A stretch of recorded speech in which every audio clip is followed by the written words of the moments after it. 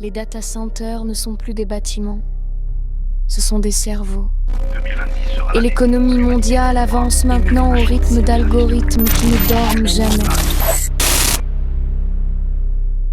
La fabrication, la santé, la logistique, la finance. Partout, l'IA agentique prend le contrôle des opérations. Elle prévoit, elle exécute, elle remplace. Ce que nous allons voir ensemble aujourd'hui, ce n'est pas de la spéculation ni de la science-fiction. C'est une analyse entièrement basée sur des données, des faits concrets. Et ces données, elles nous décrivent un basculement économique, un basculement structurel, majeur et imminent. On va donc décortiquer cette fameuse rupture de 2026, un changement profond porté par ce qu'on appelle l'intelligence artificielle agentique. Pour bien saisir l'ampleur de ce qui est en train de se jouer, il faut prendre un peu de recul. L'analogie historique qui est utilisée est puissante. On parle d'un point de bascule comparable à la révolution industrielle du 19e siècle. Ce n'est donc pas une simple vague technologique, non, c'est un véritable raz-de-marée qui est en train de redessiner les fondations même de notre économie. Tout commence avec ce chiffre, 71%. 71%. C'est la part des organisations qui, à l'heure actuelle, intègrent déjà l'IA générative. C'est notre point de départ, la situation de base. Mais attention, la véritable rupture, le bouleversement dont on parle, ce n'est pas ça. C'est ce qui vient juste après.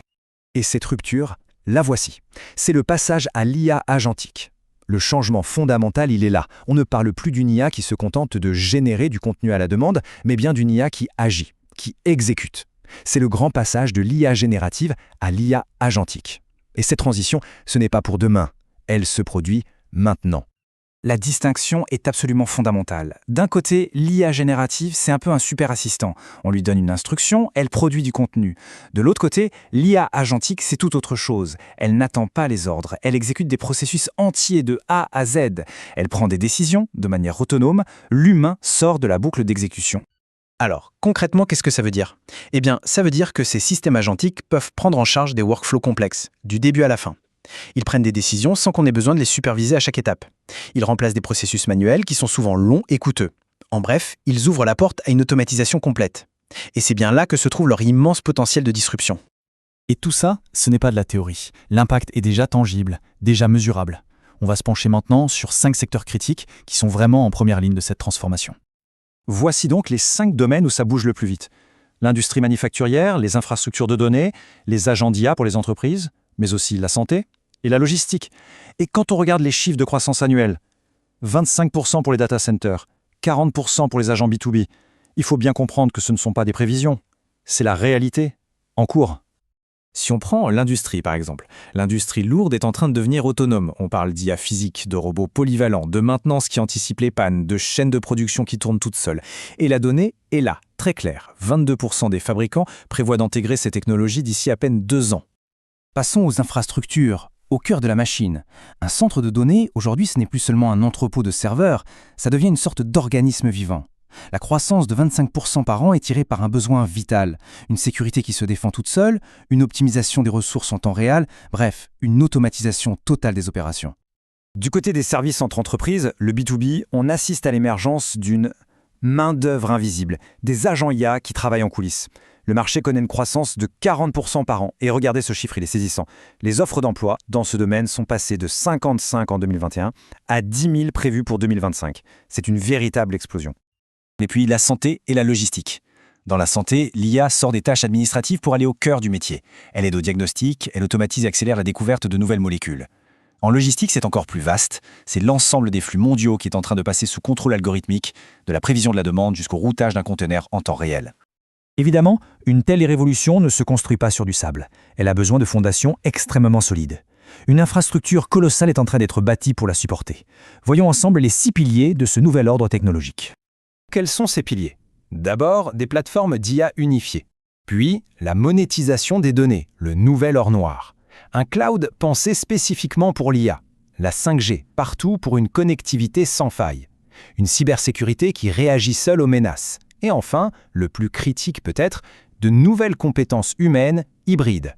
Chacun de ces points est en soi une révolution. Une transformation de cette ampleur entraîne inévitablement l'obsolescence de certaines compétences. La question qui se pose est donc simple, mais elle est centrale. Quels sont les rôles humains qui deviennent au contraire absolument essentiels dans ce nouveau paradigme ? L'analyse répond à cette question de manière très factuelle. Elle identifie, sur la base de données chiffrées du marché du travail, les 5 professions qui vont devenir les véritables piliers de cette nouvelle ère. Nous voici au cœur de l'analyse. Ce tableau n'est pas une prédiction, c'est une photographie de la demande actuelle et future. Le Chief AI Officer, avec une croissance de la demande de 300%, l'architecte d'agents IA, l'architecte de systèmes d'automatisation, tous affichent une croissance explosive et une viabilité confirmée bien au-delà de 2030. Il faut prendre un instant pour visualiser l'ampleur de ces chiffres. Pour les 3 rôles de tête, plus 300% pour le Chief AI Officer, plus 200% pour l'architecte d'IA, plus 175% pour l'architecte d'automatisation. Ces chiffres sont vertigineux et ils nous parlent de l'urgence de la situation. Face à une telle rupture, l'attentisme n'est tout simplement pas une option. Ce décryptage se termine donc sur une série de recommandations stratégiques. Et il ne s'agit pas de simples conseils, ce sont de véritables impératifs pour rester pertinents. Pour les individus, le message est « on ne peut plus clair ». Une réorientation immédiate est nécessaire. Ça passe par le développement d'une double expertise qui allie sa connaissance métier à une maîtrise de l'IA. Ça implique d'adopter un mode d'apprentissage continu et de viser une spécialisation très pointue. Et pour les organisations, pour les entreprises, l'urgence est la même. Cela se traduit par des investissements immédiats et massifs, des recrutements stratégiques urgents, l'acquisition de start-up clés pour ne pas prendre de retard, le lancement de programmes de reconversion à grande échelle et enfin l'établissement d'une gouvernance de l'IA qui soit robuste. Cette chronologie résume tout. 2024, c'était l'année de la préparation. La fenêtre critique, le moment où tout bascule, c'est entre 2025 et 2026. Parce qu'à partir de 2027, la nouvelle norme sera établie. La fenêtre d'action, ce n'est donc pas dans le futur, elle est maintenant. En conclusion, la question n'est plus de savoir si la transformation aura lieu. Elle est déjà là, elle est en marche.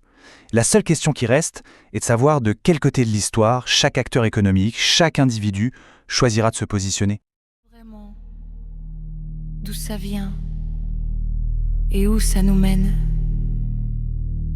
Alors retourne aux racines et abonne-toi à la chaîne. Le monde change, ne reste pas